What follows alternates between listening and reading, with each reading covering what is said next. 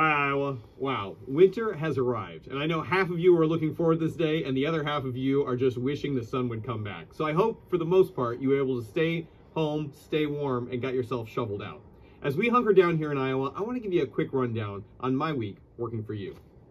First, we passed 2 bills in the House supporting America's agriculture and cutting off funding for terrorists. We also honored law enforcement on National Law Enforcement Appreciation Day. Food security is national security, and Russian President Putin has made it clear he's willing to use agriculture as a weapon as he wages war in Ukraine. That is unacceptable. Our nation can't rely on our adversaries, especially when it comes to the food we need.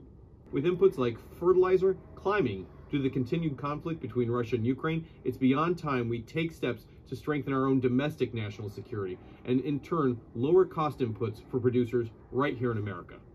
In a critical step forward, my bipartisan bill to end any reliance on Russian agriculture and support Iowa farmers passed the House of Representatives this week, and that's a win for every Iowan.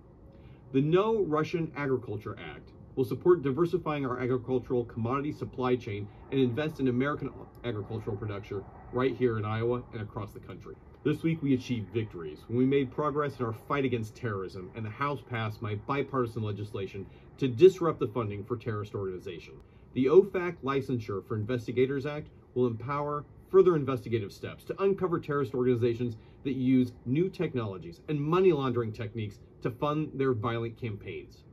Right now, terrorist organizations like Hamas are doing more and more to evade sanctions and mask their funding sources. This bipartisan bill is a common sense approach to ensure that the U.S. can identify and prevent funding for future attacks across the globe. Last, but certainly not least, this week we honor the men and women who are willing to run straight into danger to keep our communities safe. In the light of recent tragedy in Perry, Iowa, it's particularly important that we pause and be grateful for those who dedicate their careers to keeping all of us safe. In Congress, I've fought to support our law enforcement every step of the way. I've championed legislation to enhance penalties for those who harm our law enforcement officers, improve support for our rural communities and sheriff's departments, and condemn any calls to defund local departments.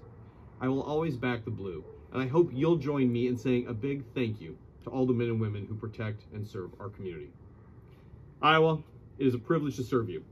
As I'm fighting to bring Iowa's common sense to our nation's capital, please never hesitate to reach out if I or any of our team can be of assistance. Stay warm, and I look forward to serving you.